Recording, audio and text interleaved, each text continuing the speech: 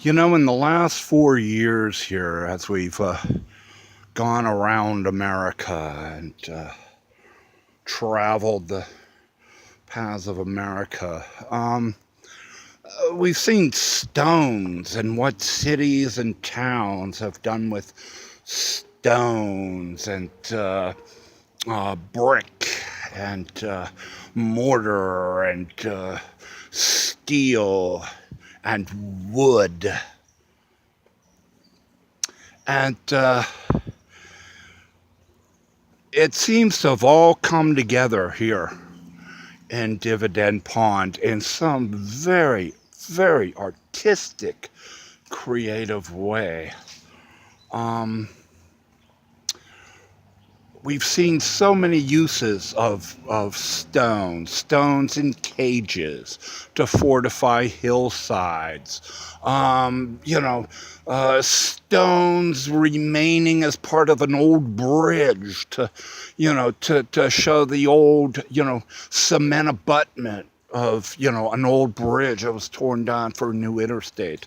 Um, uh, you know, Stones and wood, the old wood of Concord, you know, the new wood and steel that became, Forbes Field at one time, you know, by mixing brick and wood instead of just wood.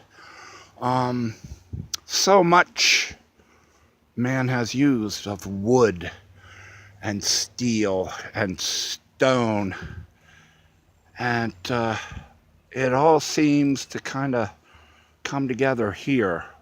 What you are looking at is this man-made stone entrance to the former Bulkley, I don't know if I'm pronouncing it right, the Bulkley homestead here on Dividend Pond. This is all that remains of the Bulkley homestead here.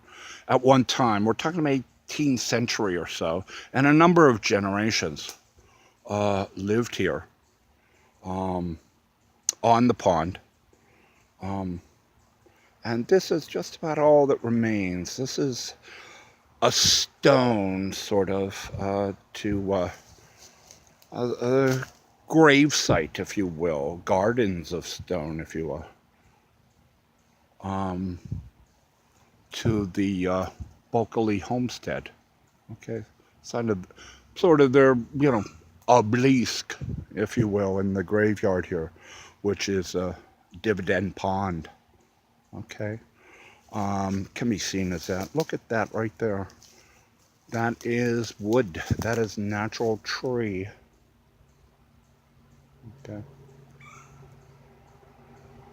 From whatever, century or decade, and that is man-made. So it's just amazing here, walking around Dividend Pond, and for many times not knowing what is nature, what is a natural stone, and what is a man-made kind of creation, where man has used stone and wood and steel and mortar to create himself a homestead, a home for himself. Throughout time, throughout time.